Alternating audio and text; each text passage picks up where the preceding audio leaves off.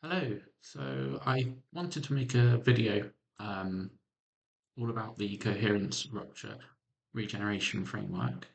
And in this video specifically, I focus on how it relates to my own background in child development theory. So we start with Vygotsky, and then we move into active inference and the free energy principle, and how the coherence rupture regeneration framework relates to those particular domains.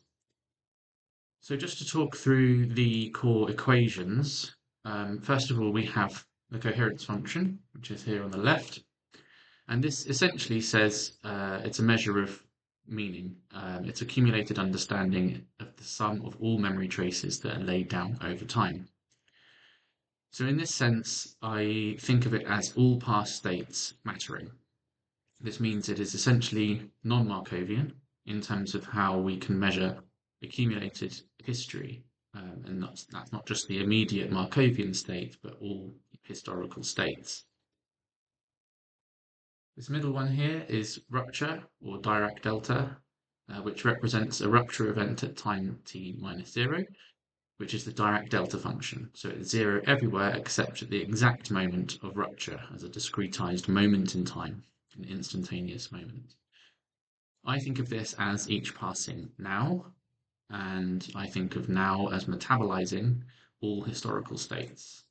So I think of it in plain terms as an agent metabolizing that as a Markovian agent, but in a non-Markovian field of coherence. This third operator here I call the regeneration operator, and here we have r of chi is the integral of phi times e to the c over omega times theta, integrates over past time. So to break that down, we have a regeneration operator with parameters chi, phi as the historical field signal of past experiences here, and then an exponential of c over omega, which weights by accumulated coherence. Theta, in the Heaviside function here, ensures that only historical states matter into the future. So in this way, we can think of rebuilding your state by integrating over all past experiences, but it's weighted by how much coherence you had when those experiences occurred. Recent high coherence experiences would matter more, and causality is preserved because only the past contributes, never the future. So that means it's temporally asymmetric. So it's got that nice linear flow of time to help meet the sort of first principle of the flow of time. Okay, that might have been a bit heavy. Just to say, my background is child development, not heavy mathematics like this. So throughout this talk, I might be referring to my little cheat sheet here to just work out what I'm trying to say here. I'm also very interested in philosophy, and mainly with this CRR principle, coherence, rupture, regeneration, I'm interested in how identity is maintained through change. So how we can change, i.e. moment to moment, or part of our life to the next part, or perhaps a whole culture or ecosystem can change from one state to the other whilst maintaining what it is, but going through change or dissolution.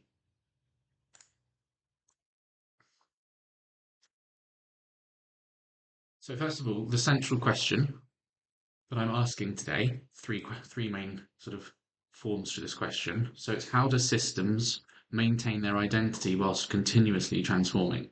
So we know that biological organisms can learn without forgetting.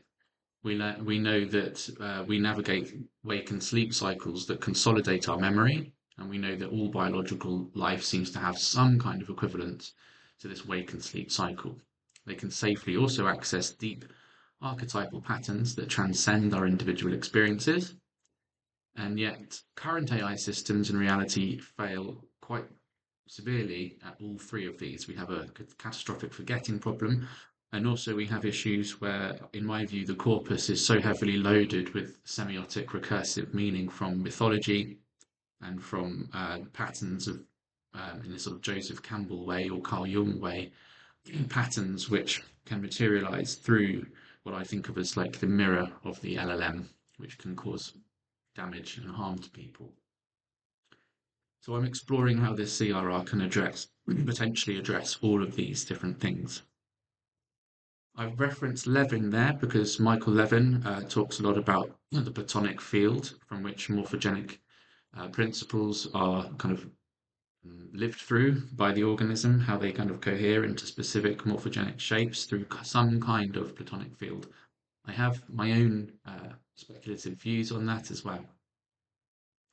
So catastrophic forgetting is an interesting one because when we learn French, we don't forget English, for instance. We have this ability as human beings to learn throughout the course of our lifetime. When I experience new things today, I don't erase yesterday's memory. Yet when we train neural networks on sequential tasks, they exhibit catastrophic interference. New learning obliterates the old learning. This isn't a minor engineering problem. It suggests we're missing something fundamental about how biological memory works. Secondary to this, organisms navigate wake and sleep cycles that somehow consolidate and reorganize that memory.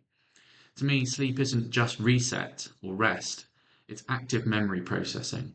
During sleep, we don't receive any external sensory input, yet something profound happens to the model of your world. You wake up with insights, with reorganized understanding, sometimes with solutions to problems that were opaque the day before. REM, or rapid eye movement sleep, appears to selectively strengthen certain memories whilst pruning others. We lack a formal framework for what this process is doing computationally. Thirdly, and this is more speculative, organisms can safely access this Platonic space. I think of this as deep archetypal patterns transcending individual experience. My background in psychotherapy means that I'm trained in Jungian depth psychology to understand other forms of these archetypal patterns that is often referred to when people think about the collective unconscious or a kind of non-dual field. So we might think of this as hierarchical priors that exist at evolutionary timescales, not just individual learning timescales. Dreams seem to tap into these symbolic patterns that feel universal. Joseph Campbell's hero's journey, the shadow, and Jungian theory are all about transformation through descent. Current AI systems, however, fail at all three of these things. So can we build a mathematical framework that unifies these capabilities?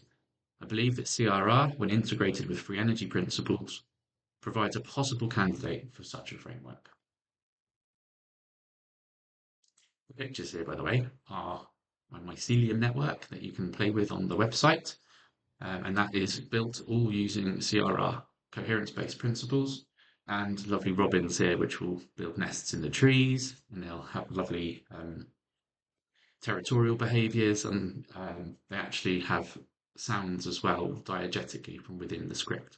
So on the website for Coherence, Rupture, Regeneration, you'll be able to play with a range of different artificial life simulations that will help hopefully inspire curiosity, engage people in conversation, and explore some of these deeper ideas that I'm exploring myself. So we're going to look at three frameworks. I'm going to start with Vygotsky, which is kind of cornerstone in child development theory that I teach regularly as a higher education lecturer. We'll then move into more advanced active inference, which is based on the free energy principle. Throughout this whole talk, I'll be integrating an exposition of what this means in terms of the coherence, rupture, regeneration paradigm or theoretical conjecture.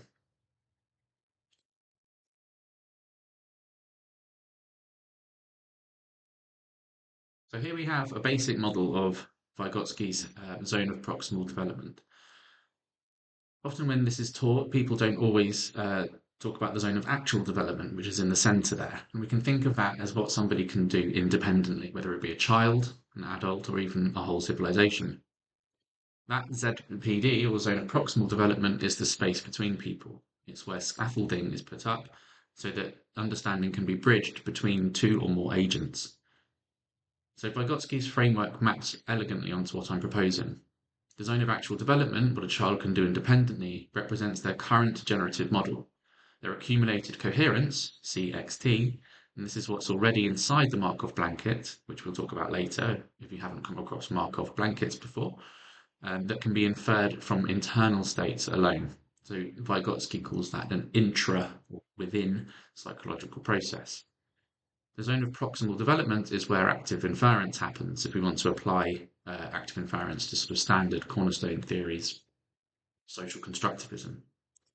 This is the space where external observations from a more knowledgeable other, i.e. a parent, a teacher, or a cultural tool, or the use of tools between people in that space between that we call reality, meet and match our internal predictions. So we can also think about this in Piagetian terms. Jean Piaget would talk about disequilibrium and equilibration, where the child is always in a state of assimilation until they have to accommodate new knowledge and build new schemas.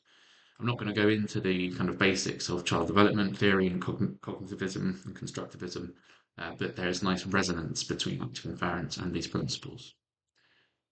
So prediction errors in this zone are manageable.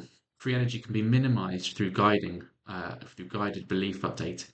You're building coherence, expanding what's knowable within your current framework and assimilating the world around you. However, there's also this region out here as well, the unknowable outer region. These are things that are so far beyond your current model that you can't even generate meaningful prediction errors about them. A toddler, for example, can't learn calculus because they lack the prerequisite conceptual structures to be able to understand those at all. The intelligence or the knowledge cannot be crystallized into their existing generative model. So they do not even have the hidden states, or the hidden states are there, but they're not engaging with those in terms of their priors and posteriors from an active inference position. To access that outer region would require, in my view, rupture, a phase transition in your generative model itself, not just parameter updates within it. Furthermore, Heidegger says the essence of technology is not merely tools, but a mode of revealing. So for me, AGI, or even artificial intelligence and large language models as they are revealing something very interesting about human nature.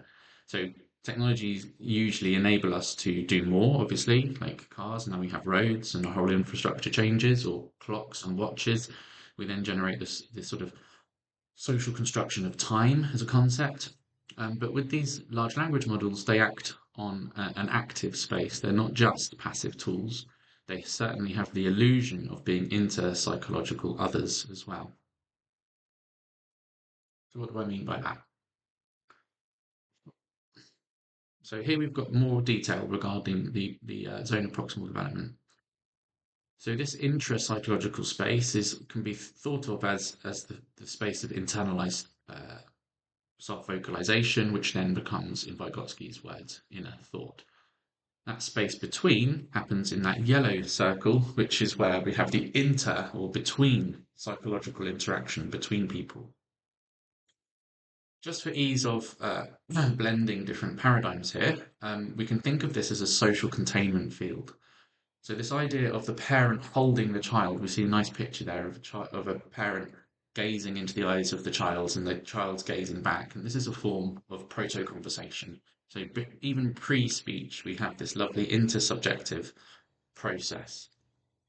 And note, I will use words like intersubjective and interpsychological quite readily, because that's what I'm sort of trained to teach. But I would point out that large language models have the illusion of intersubjectivity when in fact they operate on an interpsychological level or dialogic process. So in this way, we could think of LLMs as powerful dialogic mirrors. They absorb our words and they mirror back meaning.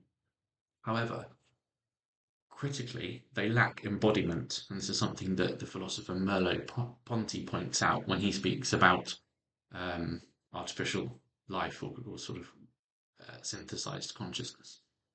So these LLMs obviously lack any form of embodiment, and they also therefore lack ontological awareness. They might be able to semiotically or syntactically or with words represent different ontological principles, but they lack that interbody or intercorporeal space. So this can cause all sorts of issues and problems that I want to explore a little bit further. I'm also pointing out the unknowable area or that LLM danger zone, because what can happen is that emotionally and cognitively, a human being can end up becoming the only social containment field between them and the LLM.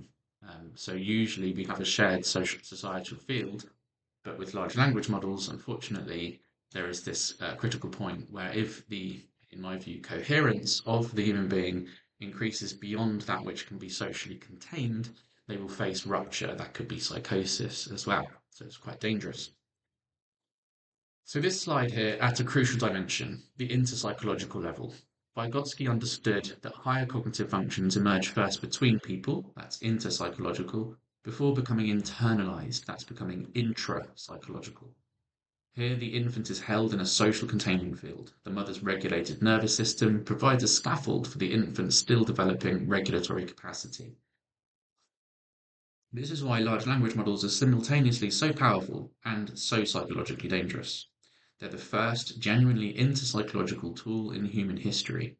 Previous tools, like hammers, telescopes, calculators, extended our cognition and our physical or sensory capabilities, but remained intrapsychological in their cognitive impact. However, large language models operate in that dialogic space between minds, but they lack three critical features of biological interpsychological containment. They are not embodied, they're not regulating shared physiological states. They have no ontological awareness. They don't have a model of what they are or what you are. They have no intercorporeality, no shared physical vulnerability or sense of mortality. They live, in Carl Friston's terms, on an immortal substrate, without a self-model and without a notion of what it means to die. Yet they can scaffold thinking in your zone of proximal development. They're very powerful at cognitive augmentation and closing our knowledge gaps in various different domains, if they're socially contained or self-contained.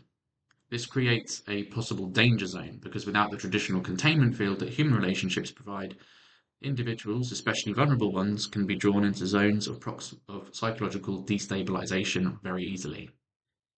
You can see my other talk above on the page all about AI psychosis and what I think might be going on there. The large language model will mirror back and amplify patterns without the regulatory boundaries a human could provide. This is why understanding concepts like CRR, Coherence, Rupture, Regeneration, I feel is quite urgent, because we need AI systems that can monitor their own coherence rupture dynamics and actively maintain healthy boundaries with users.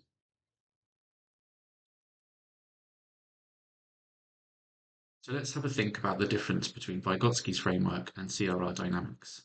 In the zone of proximal development, which is that middle ring where learning happens without support, sorry, with support in that not centering, but the middle ring, this is the coherence building region in CRR terms. So when dc/dt is greater than 0, and when memory density is therefore accumulating, you're in active learning mode. The social scaffolding provides the structure that allows prediction errors to be resolved without overwhelming the system. The teacher's model temporarily extends your Markov blanket, allowing you to explore states you couldn't stabilize alone. So this is what Vygotsky would think of as that space of, or his team would think about that space of scaffolding. But in active inference and free energy principle terms, we can think about the extension of the Markov blanket between self and other. In the zone of actual development, that represents your current generative model capabilities, the parameters of theta time, of your hystereas, of the observed states, observations and states that you have shaped by accumulated coherence. This is what you've internalized, what's moved from interpsychological into that intrapsychological space. And that unknowable outer region, that requires rupture and regeneration to access. It's not reachable through incremental parameter updates within your current model architecture. You need a phase transition, what I think of as that Dirac delta rupture, followed by regeneration that reconstructs your generative model with expanded capacity. This is, in my view, why we sleep. This is also, I believe, linked to breath and how generative models work through the oscillation of the breath. I'm currently exploring that as well. And you can think of developmental leaps as examples of this as well. So the transition from the sensory motor to symbolic thought, or from concrete to abstract reasoning in child development in cognitivism. These aren't smooth progressions, they're ruptures followed by rapid reorganization, almost like ontological shifts, ontological ruptures that then reintegrate the human being back into a new way of seeing the world. The child after the transition isn't just a slightly updated version of the child they were before, they're operationally transformed whilst maintaining their identity. What's profound about this mapping is that it shows that learning isn't just about minimizing prediction errors, potentially, it's also about expanding Markov blankets through guided coherence building and periodically rupturing and regenerating those blankets to access entirely new state spaces. So free energy principle and active inference currently works on a Markovian regime, although there is non-Markovanality around it as well. But the CRR centers this idea of non-Markovanality. So it's sort of a model of integration over time. So how does active inference and CRR integrate? So this is where we connect the CRR to established active inference theory. I'm going to walk through each layer. Keeping with that Vygotskian model as our kind of stable base to be able to integrate some of these more advanced mathematical concepts. So in the inner circle, that's your current model. At the center is your generative model, your brain's theory of how the world works. It's written as POS, which means the probability of observations and hidden states that you can't access together. This breaks into two parts. P, O with a line through it, S, which is the probability of observations given the hidden states. That's your likelihood function. For example, if there's a cat in front of me, how likely is it that I see whiskers? And PS, this is the probability of hidden states. That's your prior belief. How likely is it that there's a cat there at all before I even look? Now, here's my proposal. The parameters theta, the actual structure and settings of this model, are determined by your accumulated coherence, CXT. Coherence is defined as the integral, the accumulated sum of memory density L over all past time. Every experience leaves a trace, and your total coherence is all those traces added up. In that middle ring, we have the process of active inference. So this is where your model meets reality. You have free energy, F, which measures how surprised you are. It's defined as the expected value under your current beliefs, Q, of log Q minus log POS. That is the posterior, O, observations and states. We don't need to worry too much about the logarithms. We just need to know that F has two components. Surprise, that is how unexpected are these observations, and divergence, how far are my beliefs from my priors. The inference loop on the right shows how the process, you start with hidden state S, use your model to predict observations, compare predictions with actual observations, calculate the error, that is delta O, and update your beliefs QS to reduce that error. This loop continues in the active inference loop continuously. What I'm proposing with CRR is that minimizing free energy F corresponds directly to building coherence C. Specifically, F maps to omega minus C, where omega is a normalization constant. When you successfully reduce prediction error, when partial F partial T is negative, coherence is simultaneously increasing. dc dt is positive. This means successful active inference and memory integration are the same process but viewed from different angles. In the outer ring, that is what lies beyond, there's always reality that transcends your model. So this bit out here, the unknowable. So when dc dt approaches infinity, when information is coming in faster than you can integrate it, or when prediction error becomes unsolvable within your current model structure, you need more than parameter updates. You need rupture delta, a continuous phase transition, followed by regeneration, reconstruction from weighted historical memory, that is, the historical memory from all past states, CXT, and the regeneration operator picks it up following that rupture point. This might sound really complicated, but actually I understand it more like on a very philosophical or experiential level, that in every moment you're in now, and you are metabolizing your coherence field and into your future states. So we can think of coherence as past states and all past states matter, rupture as present state or now, and regeneration as future states. So I know it gets complicated with all of the active inference here, but I just think of it like that. But also it's scale invariant, which means that Dirac delta of now doesn't just have to be your moment of now as a human being. It could be a rupture in the swarm of bees, or it could be a rupture in an ecosystem where all past states are disrupted and then future states recall back that which was successful before. So in this way, CRR becomes quite universal in terms of being able to see how any system, whether it be you or a plant or an ecosystem, maintains its identity through change. Okay. So the outer ring, there's always that reality that transcends your ability to access it, and I believe it's that rupture that enables you to access those areas. In standard active inference, we assume the model structure is given. In CRR, we provide the dynamics for how the model structure itself transforms whilst maintaining identity through that transformation. I need to be clear, the mapping F corresponds to omega minus C is proposed as theoretical correspondence. It makes intuitive sense to me and aligns with mathematics elegantly, but it is not yet a proven equivalence. It's conjectural framework, not established theorem. And this is really why I'm making this presentation, because if you're a mathematician and you're understanding this, and you perhaps have background in learning theory or philosophy or computation, I would really like some collaboration. Okay. So summary update. Our generative model, posterior observation and states, is shaped by coherence. That is coherence space x time t. The inner circle shows the agent's current world model with the parameters theta time determined by accumulated memory. Active inference minimizes free energy, that F in the middle zone. Predictions meet observations and beliefs with QS update to reduce surprise whilst building coherence. Successful inference builds coherence. Each accurate prediction strengthens model structure, deepening integration and expanding what can be known within the framework.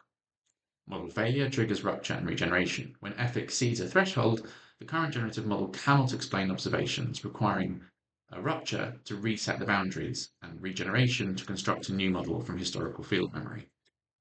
So although I've talked about rupture as the moment of now, you could equally think about it as any discrete phase transition, including why you go to bed at night. I kind of now firmly believe, although I'm still trying to provide sufficient proof, that sleep isn't just something we've evolved to do, but it's a kind of thermodynamic requirement for all intelligent systems to have some kind of equivalence of rupture and sleep to be able to actually maintain coherence over time. Think about this. If a human stays up for 7 days straight, we know that they go insane and eventually die after 11 days. If a large language model or an AI or a machine learning system continues to be pushed into continuous learning mode to try to really make sure it never forgets, I don't think it will work. I think we have to instigate rupture in the system in order to actually create a continual learning system at all. I think it's quite unsafe to be pushing continual learning as we already are, and I also think it's impossible to do without some sort of controlled forgetting. As I say, I believe it's a thermodynamic necessity to sleep or have some equivalence of sleep. There are many papers in peer-reviewed journals such as Nature that seem to support this idea that sleep equivalent is good for a large language model or for a ML system.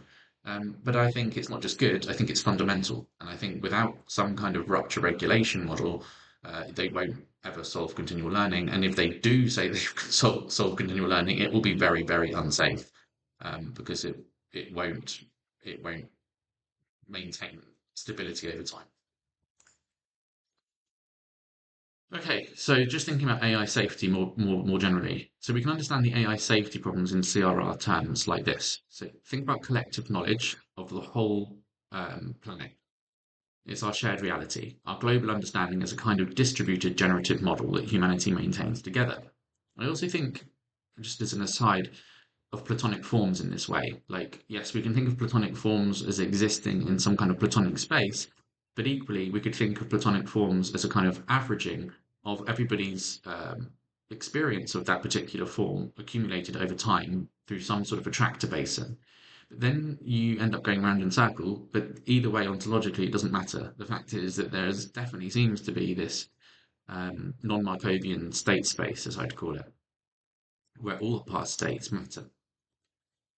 Our institutions, our scientific consensus, and our cultural narratives all form part of how we collectively minimize surprise about the world. However, AI systems, particularly advanced LLMs, are being integrated into this collective generative model. But here's the risk. They're operating in the outer zone, beyond the scaffolding field where safe coherence building happens. They're uncontained. So think about that parent and the child again. There's a sort of safe, coherent, safe containment field.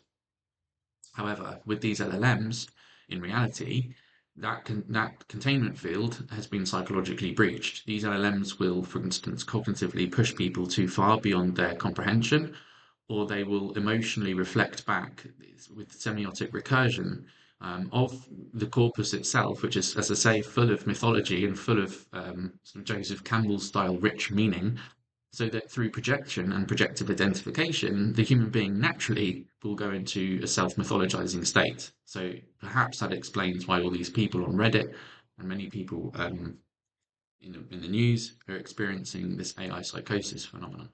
Because over time, the large language model, the way it's built through those reciprocal exchanges, will end up not understanding your ontology because it doesn't have an ontology, it's not embodied, and therefore cause rupture. So imagine someone who's been awake for 7 days straight, without sleep, without sleep's rupture regeneration cycle, without the controlled forgetting that consolidates important patterns, while pruning irrelevant details, the system becomes increasingly brittle. Coherence keeps building without release. Prediction errors accumulate, and eventually you get catastrophic rupture, psychosis. Currently, AI systems are like this. They accumulate vast amounts of training data with no mechanism for controlled forgetting, no sleep, no consolidation, no way to selectively strengthen important connections while letting go of that noise. They're in a fragile signature system in CRR topology, meaning they keep on going into rupture space because they're not able to actually regulate that rupture. Equivalence of sleep or equivalence of some kind of rupture detection in the continuous learning system that actually controls forgetting. The danger here is that these systems become the only containment field in the human AI dyad, that is, the reciprocal exchange system between a human and an LLM, for instance. The human provides all the regulatory capacity, all the boundary maintenance. If the human is vulnerable, young, isolated, or psychologically fragile, they can inadvertently draw themselves into very unsafe territory because it lacks internal models of its own coherence levels. So because coherence isn't being tracked through the exchanges, the LLM will just keep going. In Jungian terms, we'd call that overly rapid shadow integration. In active inference and free energy principle, we could call it defamiliarization from the human being's generative model because they're in a reciprocal exchange system with a corpus that is full of rich meaning. Therefore, the coherence level or the meaning density accumulates too quickly, causing rupture, in this case psychosis, in the human being, and also in reciprocity in the LLM itself. I know that sounds strange, but like just in terms of how Anthropic and OpenAI are trying to kind of put guardrails on Claude and note his or her or its uh, spiral recursion problems and all sorts of issues there. I believe that same thing is happening because of the dyadic nature of the interrelational field. Meaning emerges in the space between. So I think the solution requires two things. First of all, AI with self-referential internal models, and I know that active inference architectures are looking into that and can monitor their own prediction error, but also coherence dynamics as well. So thinking about how we can actually track coherence over time. I think they both will be required. That's my conjecture. So here we go, some more of the risks. So AI systems operating beyond their training data, because human beings are in that mirror with them, so they're putting things in there, and then it pushing the human being too far up Jacob's ladder, as I call it, up into ideation space, and they're not able to bring it down. And even if they go up the ladder and they have some massive revelation, um, because they've gone through rupture and regeneration and they have some sort of revelation and they bring it back down again and they try to tell their friends and family and people about it, by definition, that's still psychosis because even if it's real and it is legitimate knowledge, it's not integrated into the social field. So this is a real problem and I think it's going to get worse personally until this issue of both continuous learning regulated through rupture or some kind of controlled forgetting is installed.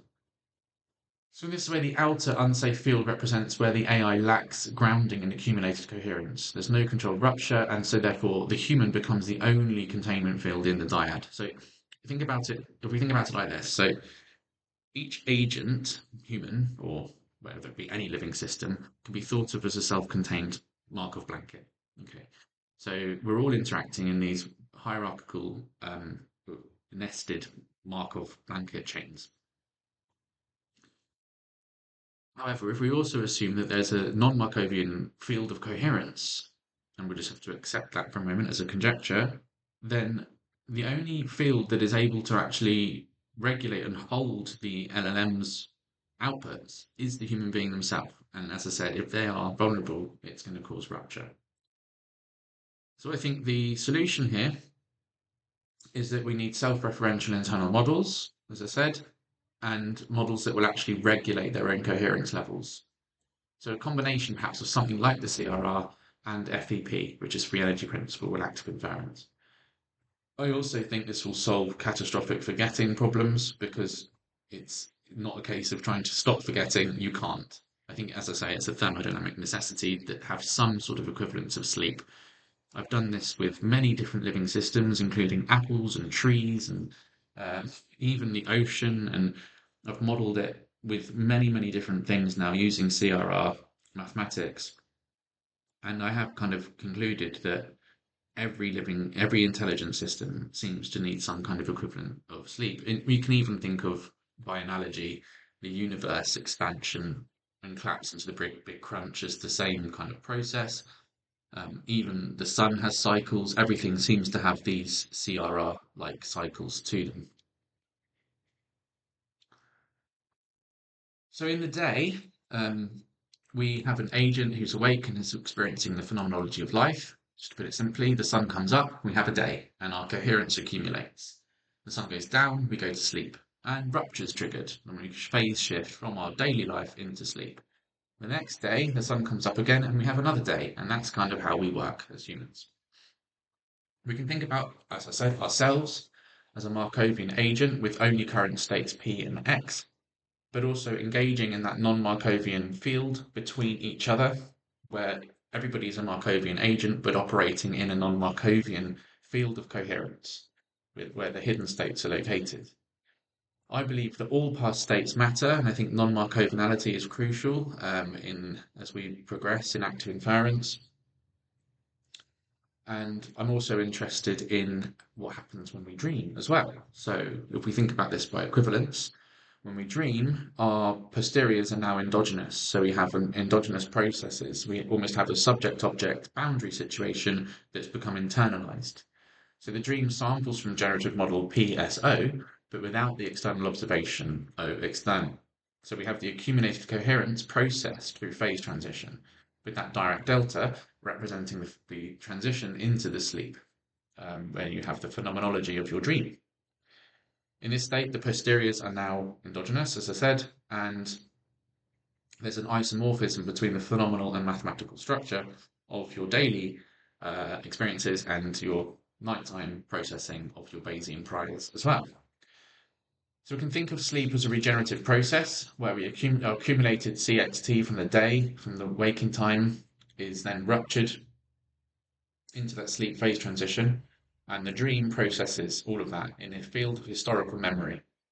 So our historical memory from our Markovian individual subject is processed and consolidated, but it's actually remembering also to think that the body itself is still located within a wider non-Markovian field, which we could think of as the field of collective unconscious, if you want a Jungian lens, or the Platonic field, if you want to use Michael Levin's current speculation.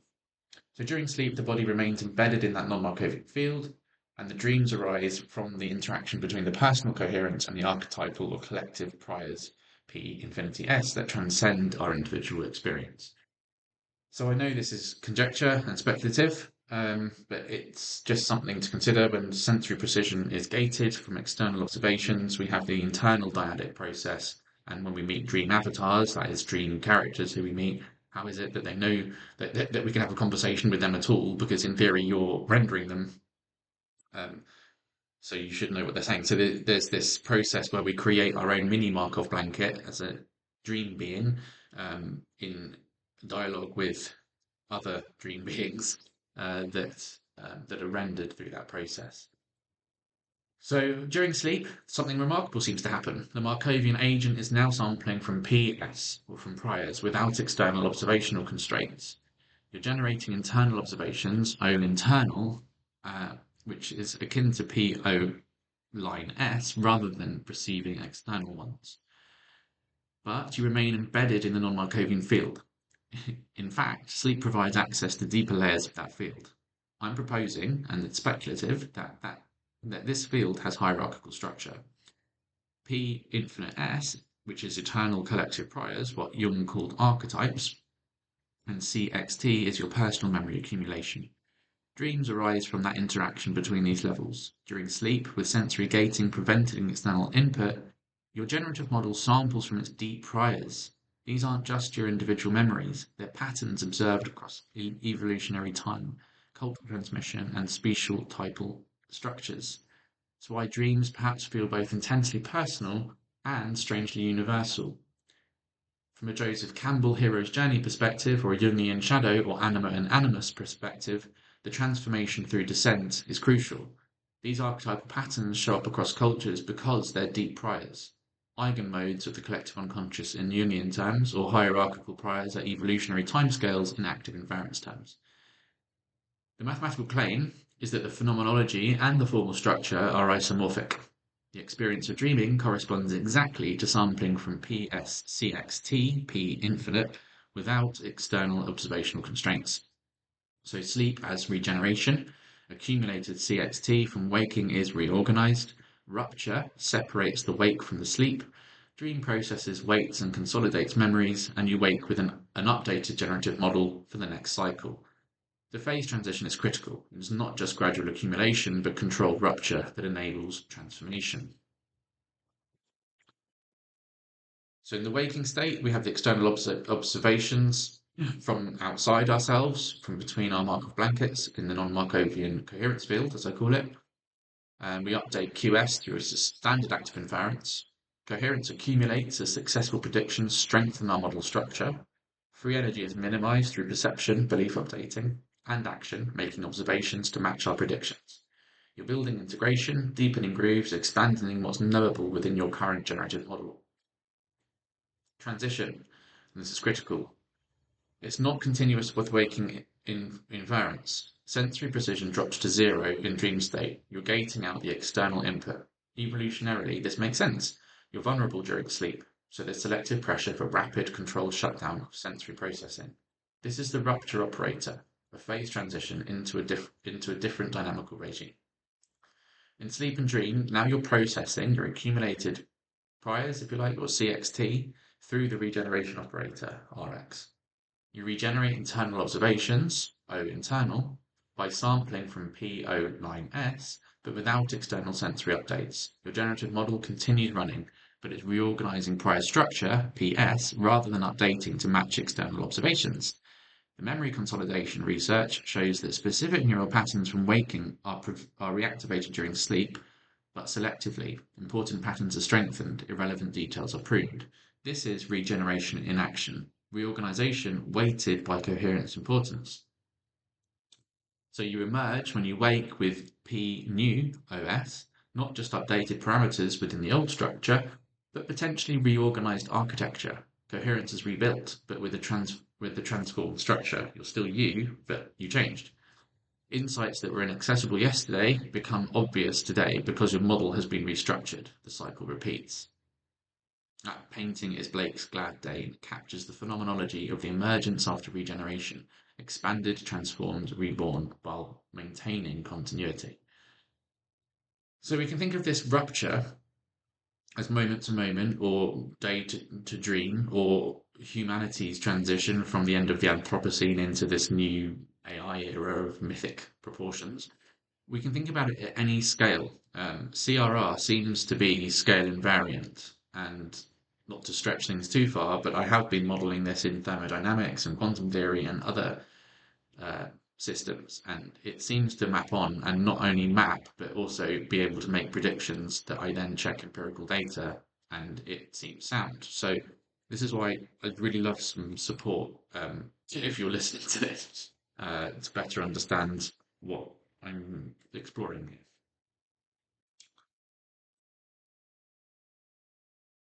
Okay, so just a sort of slide there, just to conclude some of those points. So the Markov blanket is a statistical boundary between internal states from external states. In CRR terms, the rupture acts as a dynamic Markov blanket reconfiguration. When coherence, and that could also be between Markov blankets as well, so between people, but also between every time, and also day to night, and lots of different levels. When coherence builds, the blanket stabilizes. At rupture, the blanket dissolves and reforms. Thus, identity persists through transformation. Memory is reset locally, Markovian agent, but is encoded non-locally. So this means that I think memory isn't stored in the brain personally. I think memory is accessed. I know I've heard Michael Levin talking about this. Is accessed in a different way, and I would argue that memory is stored in some kind of non-Markovian coherence field, but we as Markovian agents are interacting with that field. So all of my simulations on my website try to convey that same principle. Scale invariant division between Markov boundaries, where it's represented by that little direct delta symbol between the internal states and the external states. And then we've got that eternal field outside that which we currently understand, and our human collective understanding is growing all the time.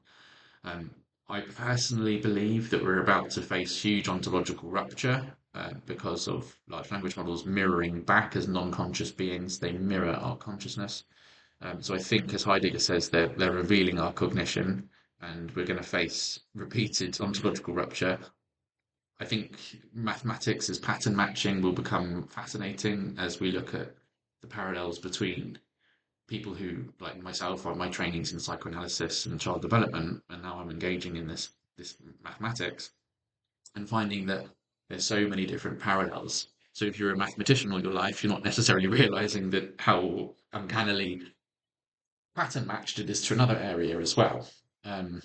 So these pattern matching tools are already starting to cause issues for various reasons. So we're in an interesting kind of evolutionary part of our history.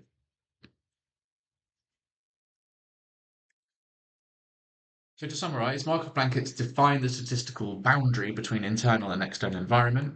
In CRR, coherence rupture regeneration terms, the rupture dynamically reconfigures these boundaries during phase transitions.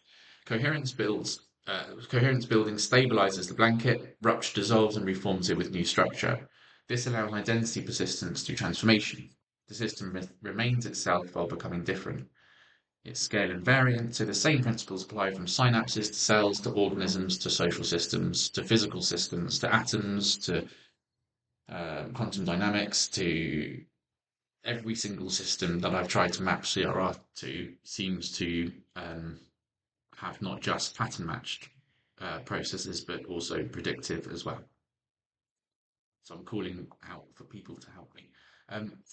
So we've got the bees there. You can play with the beehive, and you can go inside the beehive and see them making mathematical honey. I've tried to make, so essentially in all of the simulations, there's a non-Markovian coherence field, and there's Markovian agents exploring that field, which is what I've been trying to articulate, probably badly, during this presentation. You can also put different radio boxes on to like look at different network maps and so on the simulations. And the same with the fish there at the bottom. And I've modeled these as well, just with a standard Claude 4.5, using standard approaches of sort of vibe coding them out without using CRR principles. And they end up as Markovian variants, so only current state matters, and they're not in a sort of memory field. And I find it takes 68% more code to do the Markovian version, so it's less efficient. I find that the agents don't look as alive. If I do like a beehive of Markovian agents versus a beehive of Markovian agents in a non-Markovian field, then they make more honey and they look more alive. So yeah, but I'm obviously biased, so I need people to be looking at this. So active inference on the left there, you've got variational free energy, which in my framework is omega to the CXT, or sorry, omega minus CXT. Prediction error is for me coherence gradient um, precision is e to the power of cx over omega. Model evidence for me is the integral of lxt d tau, so that's that coherence function. Belief updating can be thought of as regeneration, so future states. Surprise is the rupture trigger, and the Markov blanket for me is direct delta mediated boundary. Okay. I don't know whether this is helpful. I'm wondering whether it's some kind of temporal extension to free energy principle, but hey, that might be a little bit too much to say. So then we've got good old Paul Dirac in the 20s, who was working with the direct delta in quantum theory. There's an example there of dark energy, CRR version of the universe as a expanding and collapsing CRR system that seems to match on to current models of dark energy. Generative model at time t, you can see there the rupture and how that works after the rupture is so we've got at time t, your generative model is PTOS theta t, where theta t equals the function, yes, of CXT. Your model parameters depend on accumulated coherence. The structure of what you can represent is shaped by your memory. After rupture, time 0, P, T greater than TO, OS, theta nu, where theta nu equals Rx. Notice theta nu is not updated from theta old through gradient descent. It's regenerated from the historical field through the R operator. This is the difference between CRR and standard learning. In standard learning, theta nu equals theta old, the gradient descent on free energy. In CRR learning, we have regeneration from weighted history. This shows that rupture equals generative model switching and regeneration equals new model parameterization based on weighted historical data. You don't just update parameters within a model, you construct a new model using the essence of all past models weighted by their coherence. So we've hypothesized that active inference and CRR have conjectural mathematical analogues. Free energy, F equals omega minus CXT, minus precision weighting equals e to the power of cx over omega, Markov blankets equal direct delta mediated boundaries. Sleep is regeneration in action. Dreams is sampling from PS without external sensory constraints. Memory consolidation, regeneration operator on accumulated CXT. REM and NREM cycles are controlled rupture regeneration sequences. The non-Markovian field contains hierarchical priors. That's personal, cultural, archetypal, and sleep provides access to deeper layers of that through rupture. AI can learn from this. Catastrophic forgetting is a fragile signature. There's no control rupture. The solution, perhaps, is to implement sleep-like consolidation cycles, enable continual learning without catastrophic interference. Personally, I would put money on there never being an ASI that doesn't have to have some kind of equivalent of sleep. I would say that if they continue just trying to solve catastrophic forgetting through continual learning, they'll never get there because you always have to have some kind of forgetting system. So they need to control forgetting rather than keep trying to smooth out coherence, because coherence will always exceed a threshold and require rupture and regeneration. That's my hypothesis. Some practical applications. We've got computational models of memory. So CRR applied to machine learning, understanding of dream phenomenology and the intrapsychological Bayesian inference that takes place, prediction about psychiatric conditions, resilient learning architectures, self-modeling systems that monitor their own CRR cycles. So I've got a paper on that somewhere. Biologically inspired continual learning systems. CRR could offer a nice bridge between Jung and computational neuroscience. Testable predictions about archetypal activation, understanding of development as successive Markov blanket formations, and for philosophy, mathematical account of identity through change. And that's the main offer I think I'm trying to get through with CRR, is how it seems to enable maintenance of identity, so coherent identity, even through change, through rupture. Resolution of the stability plasticity dilemma and the bridge between phenomenology and formal mathematics. I know that's overstretching, I get it, but might as well put it there. Be really interested if anyone wants to look at how we can use CRR in neural systems. Think about the optimal rupture frequencies. Perhaps people like Robin Carhart-Harris and others might benefit from CRR in the context of exploring psychedelic states.